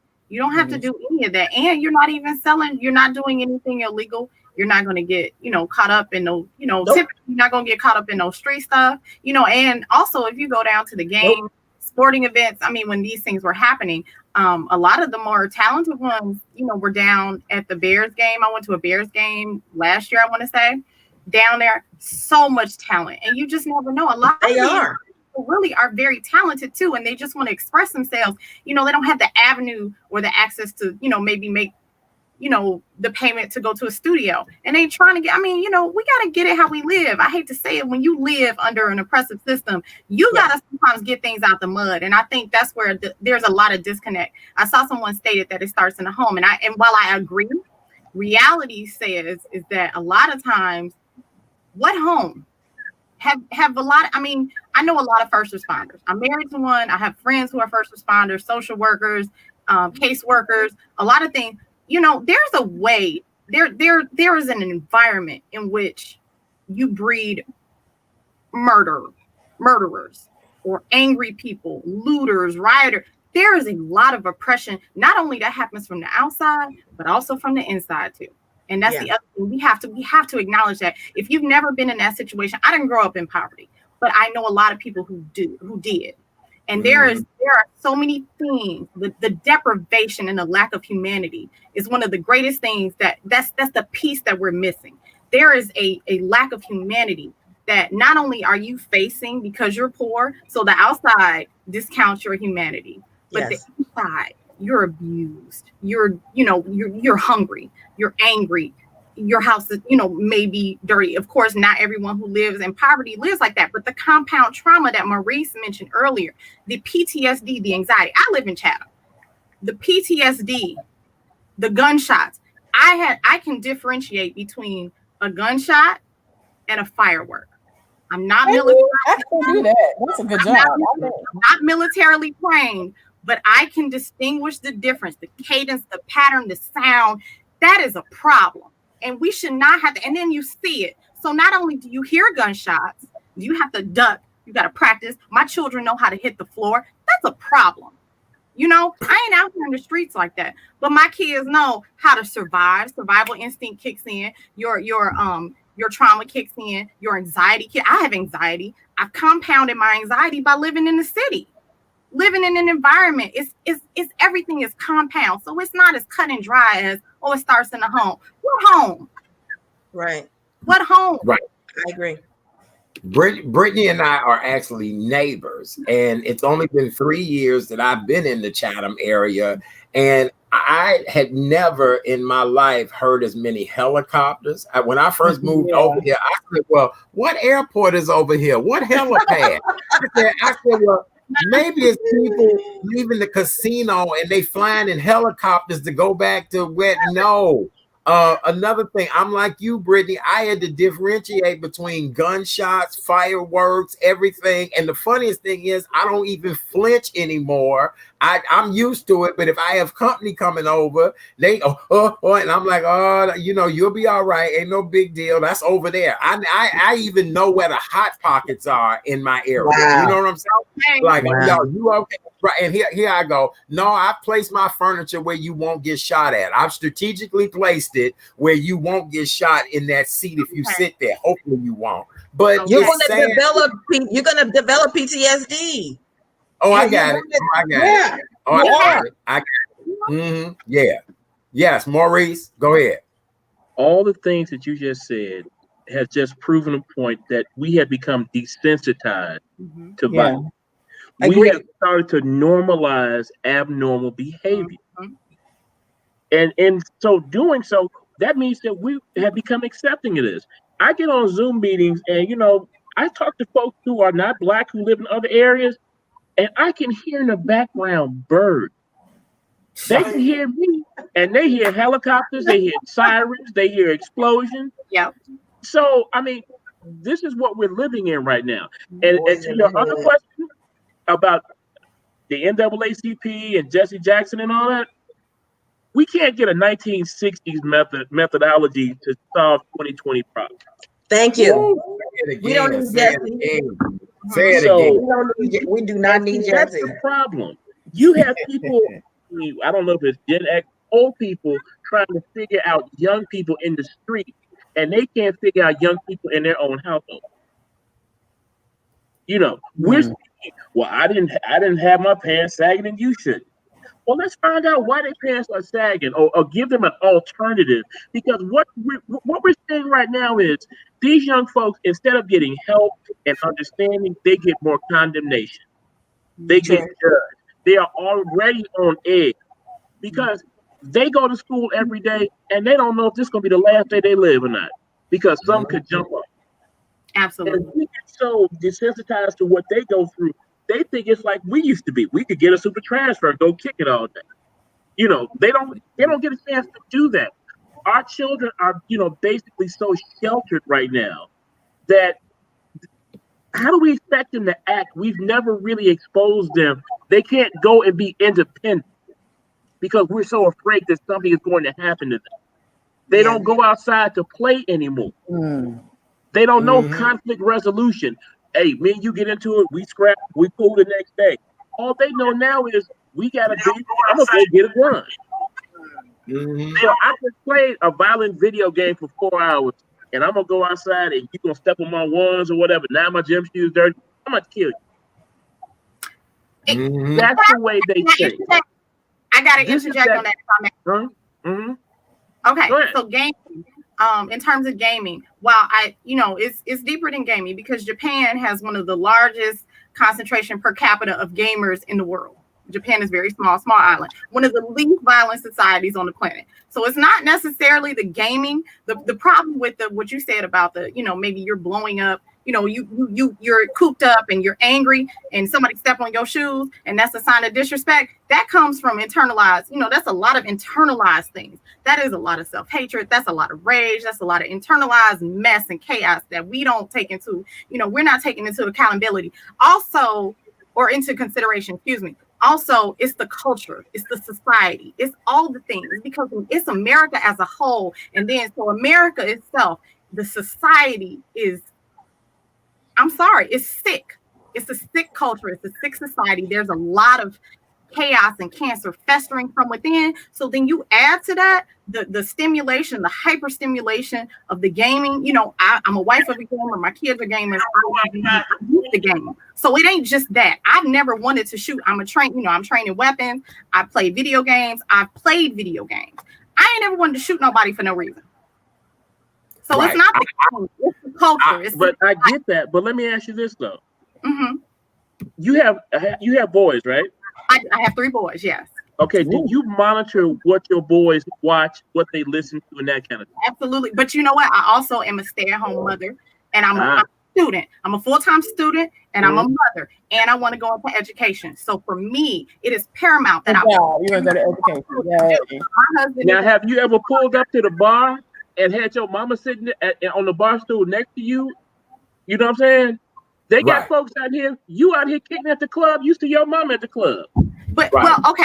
So when you're an adult and you're parenting adults are totally adult children is a totally different thing than parenting children. So my children, there's boundaries. I'm the adult, and they know this. I'm in charge. You ain't in charge. We ain't kicking it. We have a close relationship. You can tell me anything. We can talk. I'll listen to your little horrible music. I tell you that I don't like it. I will listen to it so I know what you're listening to. I will watch your little foolishness. I know Fortnite probably better than most people.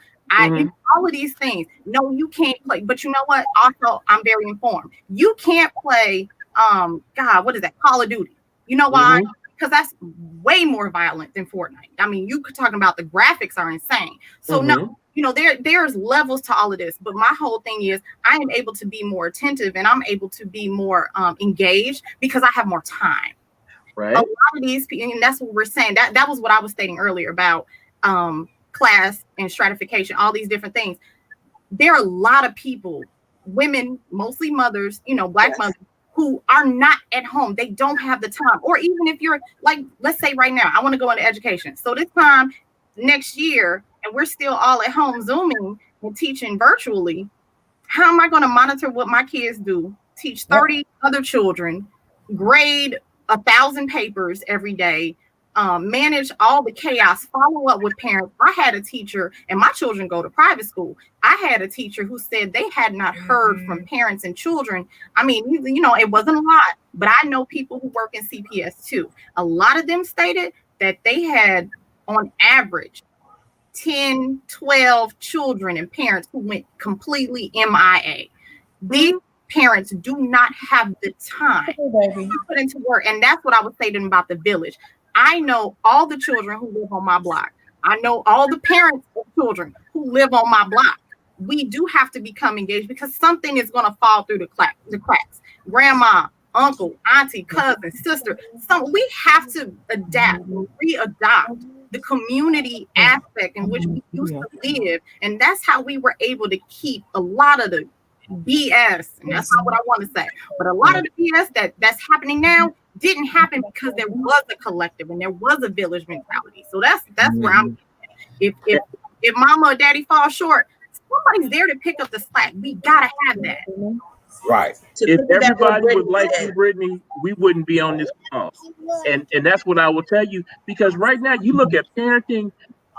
I've been out and I've seen people talk to their children worse than they talk to a man in the street.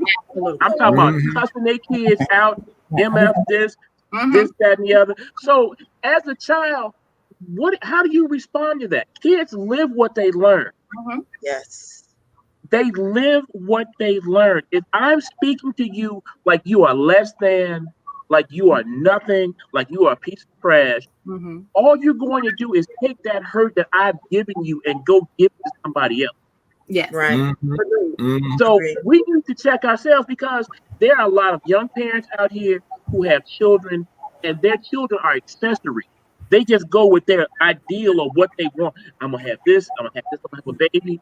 But see, I've told my children this, when you all have children, your life is over with. Whatever you wanted to do, if you ain't done it by now, all this should go to that child. But see, right now you got, you put them in the room, you at home with your kids, but you have to see them in 3 hours because they in front of that screen and you in front of your screen and, there's not that connection. So what we need to do as far as that village tip is concerned, The village needs to come together, but see, the man has to be out there. And I know I'm on with a lot of ladies. I agree. But the man has been replaced in our households. Absolutely. Absolutely. The Maurice, black man does not know his role anymore. Can I interrupt you, Maurice? Yes, ma'am, please. 1 minute. 70% of households, African American, are run by African American women. Mm-hmm. So there's a disconnect. That means that 70% of the households were run by African American women. The same 70% of men are missing from those households. So do you know? Let me tell you something else. You're a realtor. Are most of your clients women or men? 99.999 women. Wow. And because in the forefront. Now the men will show up. They will show men up. that do show up, but the woman is in charge of everything. It's But because who's first on title? Who's first on so title? What I'm saying is the women. She is. The women are. We have to take charge. So they have our to take role charge in the household has been flipped. And that has been done systematically. You can go back to Claudine with James Earl Jones and Diane Carroll. Even in my own household as a kid, I get it. Yeah. Fraud, you know, that kind of deal. So we have lost our voice in the household. So how am I going to have a voice in the street and I don't have a voice in my own house? Absolutely. Agreed. Like you got men that lay up on women and it's cool. You know? Yeah. He buy a new car. He drop her off at work. And he pick her up when she get off work, and he ain't done a damn thing all day besides play Call of Duty or whatever, and smoke the Great White Father's free marijuana, you know, that kind of thing. But Maurice, can I ask you why he wants? Can I ask you why he wants to do that though? I don't understand why he would want to do that. Because someone has spoke something into this man's life, or did not speak something into this man's life that he is accepted of who he is.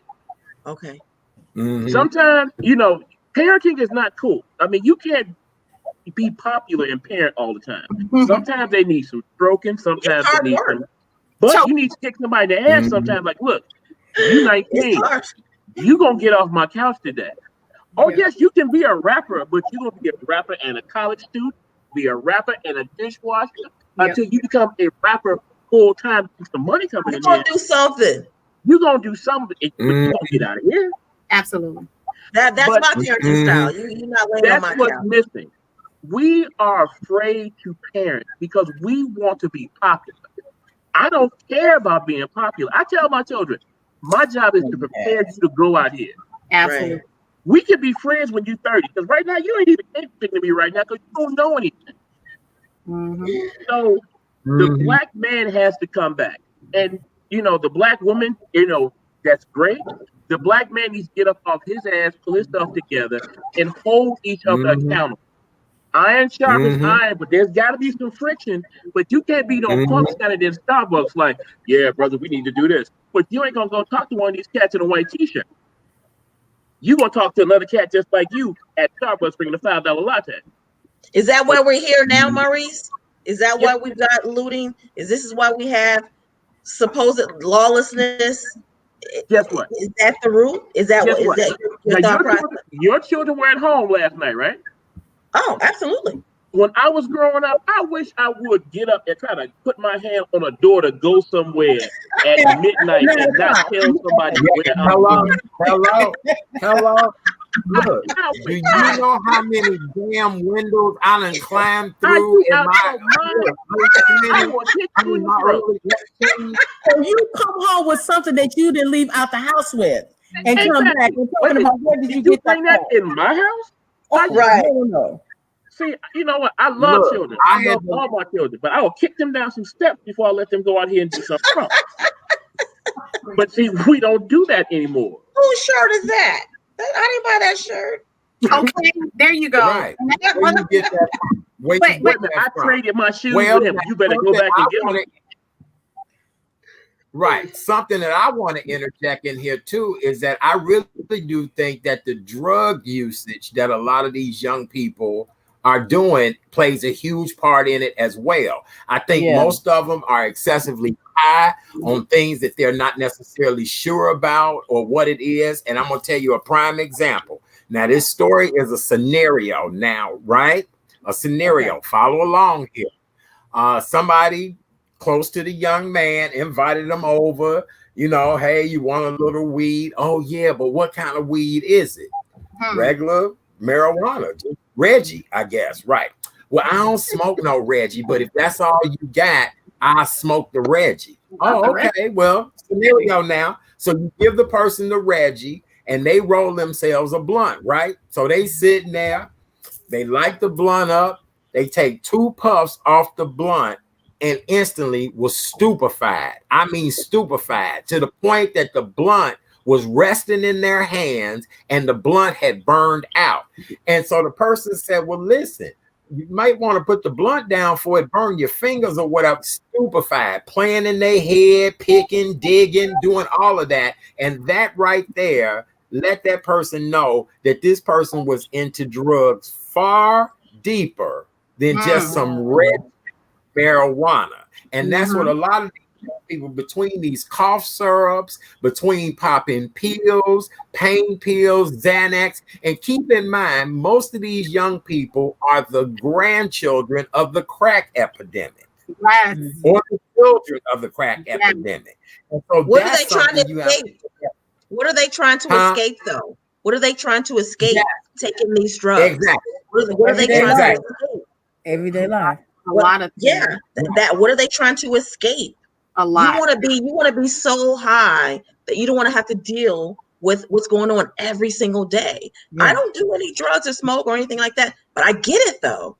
There is so much going on that they have to deal with. So I get it.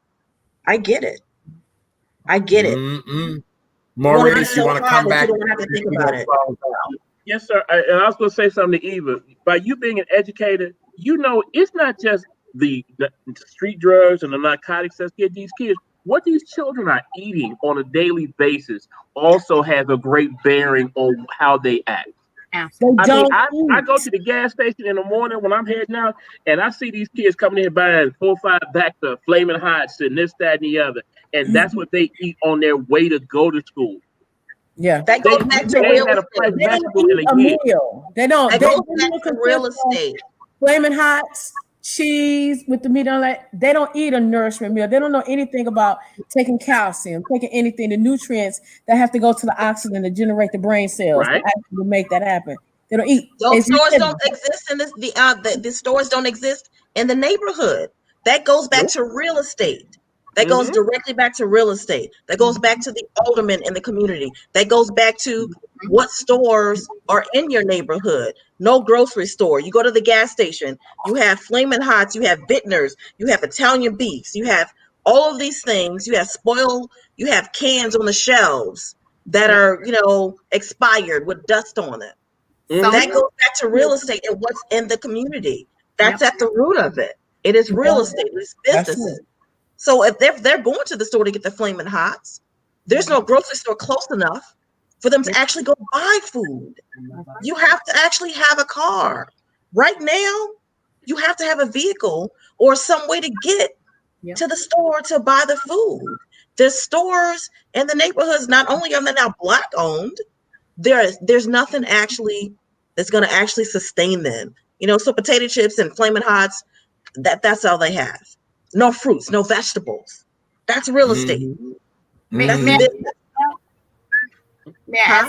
The Black tax. So when you live in a Black neighborhood, a predominantly Black neighborhood, even if it's not a food desert per se, let's say, so I notice when I shop in Chatham versus when I shop in the South Loop, or when I go out just a little bit further to the south suburbs, I noticed that not only food products or fresh produce, a lot of things are also cheaper elsewhere than they are in your predominantly Black area, i.e. your food deserts. You're going to pay $1 more for a gallon of cow's milk at Walmart on 111 than you would if you drove 10 minutes further to the suburbs, the south suburbs. That's a problem. It's Black tax. It is. You are being taxed for being Black and impoverished. And I'm not saying all of us are impoverished, but if you live in an impoverished, ghettoized area, you are being taxed for that. There is a tax for that. And there's also a lack of access to fresh vegetables, fresh fruits. And then not only that, you can only buy so much of that. You have to buy shelf-stable foods. You also have to buy things because you don't have a car. So you can't go to the grocery store twice a week. Right. vegetables have to be able to sustain themselves, and so you load up on things, and that also, like someone said, the food, the behavioralism, the sugar, the sodium. It affects the brain. It affects the body chemistry. You cannot work out if or it's very difficult to move around and get oxygenation if you're carrying water all day because you're eating a high sodium diet and you're eating food that are very high in fructose corn syrup. So there's a lot of things that, we have to, it's like I said, a lot of this, we could go forever on this. We could. And it ain't just, whatever. It is, we are under siege, and there's a lot of things that we really just have to understand and recognize in order to undo. We have to unpack it. So, But I have a question. I have a question to what you just said, Brittany, about we don't have access to all the stuff. But what about now? During this pandemic, it's a lot of churches, a lot of social organizations that gave away food. It wasn't because nobody came and picked it up. What's the quality of the food too? No. Now some of the places did have good quality food that was just given away. They had the fresh vegetables, they had the meats, stuff that we've neglected, that the kids have neglected and not to eat. Even the schools were offering free lunch or food that was actually free. A lot of that stuff was because nobody picked it up. But did you see some of that? I mean, I'm not, whatever. I got some boxes of food. My son is a CPS student. That food delivered was garbage. Honestly, it was garbage. And a lot of that is laden with hormones. A lot of the food, the meats. We're talking about how these young men and how these women, the young women are hypersexualized and the young men are very hyper aggressive, right? Hyper masculine. A lot of the soy and a lot of the different types of foods that they're eating, these GMOs, a lot of those fresh fruits and vegetables. I have a couple of family members who receive some of the, the free, and ain't nothing free. What's the saying go? You may not pay for everything you get, but you're going to get for everything that, what is it? You may not get everything that you pay for, but you're going to pay for everything that you get, right? So some fresh fruits and vegetables are so GMO that they don't even decay. So anything that's fresh, that is shelf stable for longer than a week, ain't fresh, right? So a lot of that plays into the brain development. You have to have food that support minerals. They have to have actual minerals to even be nourishing. So and the food, I've seen a lot of the CPS. I have two friends who volunteer to feed. They've been making lunches at home. Been donating, and they make lunches at home. One is in West Chatham, the other one is in Roseland, and they make food. They donate. And they get donations, and they make more nutritive, sustainable meals than what they're getting from CPS. I've seen other districts around, within the collar counties and the collar cities, the food that CPS is giving out. And this is error mark. You want to go into politics, look at the budget, look at the allocation of the contracts that these huge corporations get multi-million dollars to feed prison food to children. It's horrible. Nothing but conditioning these children to be institutionalized. Yeah, I agree. Go to the Lakeview Food Pantry on the north side of Chicago. It's like going to Whole Foods. Oh yeah, absolutely. It's like going to Whole Foods.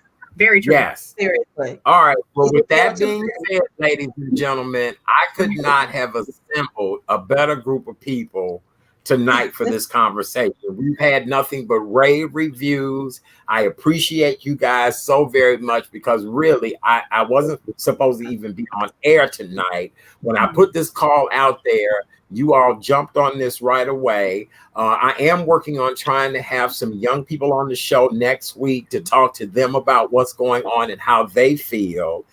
Each one of you have an open invitation to come back at any particular time to be a part of any conversation here on the show, because I feel as if you all added something of tremendous value to this conversation tonight. Now, what I want to do is go around and get closing comments from each and every one of you. Maurice, I'm going to start with you first, sir, and then I'll let the ladies comment.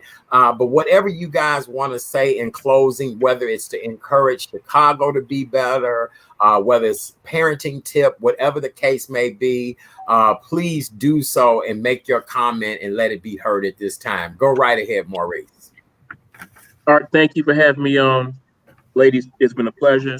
And all I want to say is this: when you hear those helicopters, FEMA ain't coming to get us out this mess. We're going to have to pull ourselves out of this mess.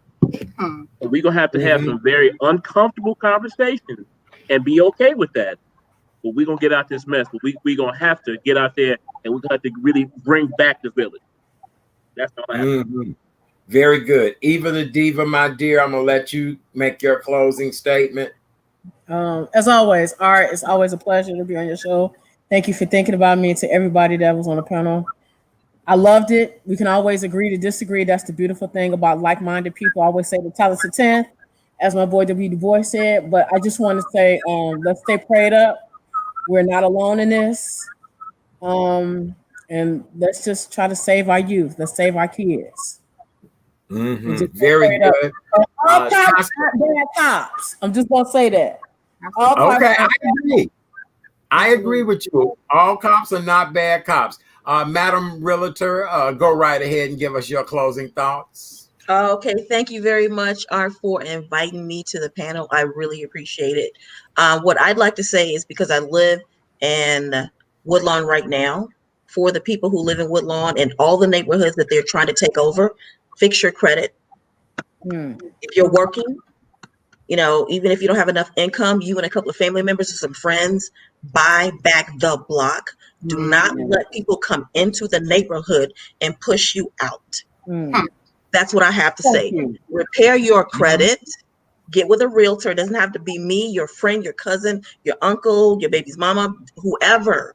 Do not let people come into your neighborhood because they can no longer afford to live on the north side of Chicago. Fix your credit and buy back the block. Buy the unit that you live in. Buy the unit that you're renting in. Buy something on the south side. Don't let them take the neighborhood away from you, because they're here in Austin, Woodlawn, South Shore, buying up everything. Fix your credit and buy back the block. That's what I mean. Real quick before I go to Brittany. Oh, it was a pleasure. Are you kidding me? I love you. Real quick, about 10 years ago, I was at a party in the North Shore, and a really high-end real estate broker at this party told everybody, it was a fabulous private party. He said, listen, if you all have any money, my advice to you is to buy up everything in South Shore, everything you can on the south side of Chicago. This was 10 years ago. Do you understand me? He said to buy over on Escanaba, go buy over on all of those streets like that. And I said, you got to be kidding me. And he's not lying. And the sad part is that we don't even want to invest and fix up our own properties. We believe the way it looks is just fine. You need to be able to modernize and fix up your property, because that's what will bring people back to your area. But we don't believe in that. We don't. We want to keep it the same. Brittany, your closing, my dear. Oh, I just wanted to say, of course, thank you, Art, for, having me on. Thank you to Tosca and Maurice, Eva. Great conversation. I definitely want to say a lot of this is on us, collective responsibility. We have to, really reach out and hold each other up. And I think definitely, like Tosca said about buying your own area, gentrification is a form of ethnic cleansing. We have to retain our own neighborhoods. If your grandmama died, you and your siblings or cousins or somebody, man, pay them little few $1,000s a year in taxes. Don't let the city or some investment group come in and buy your grandmama house that was paid off for, $10,000 in taxes. That has happened around me in my house, in my neighborhood, more than I can even care to talk about. Definitely all politics are local. Get involved, go to your local, talk to your alderman, call your alderman, write your representatives. These people work for us. So all politics are local. Get engaged, get involved, and just we really have to take ownership if we're going to improve our condition, because no one's going to do it for us. That's it. I love it. I really do. I do. I love it. Look, we got so much great feedback tonight. I'm gonna put the comments of how people are loving the show up on the screen. I want to say again, thank you, Art, and the panel, especially my soror Eva. Great conversation. Absolutely. We even have a comment all the way from New York City that thought tonight was an extraordinary show. Let's see if we can put the comment up there. Thank you, Chat Daddy, for this show, because we know you were supposed to be off. I was. It was a great panel and discussion. Good night from New York City. Thank you so very much. We also have praying hands, loves and doves, all that great stuff. There we go. And then here, we got more comments coming in. Still great show. Let's see, where are we with this one? Another great show. Here we go. So you guys did it. This was really a wonderful show tonight. And I cannot thank you guys enough for your contributions. I couldn't do this without myself. And then again, this was not even planned. I put all of this together at 2 o'clock this afternoon. And then when the storm came through, I said, Lord, if you lose electricity,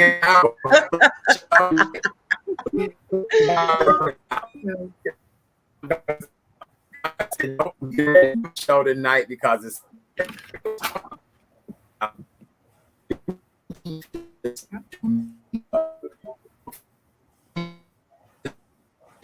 been surrounding this, and people would not believe that we have great things to say about what has happened and how we can make a difference. All right. Well, I love you guys. Thank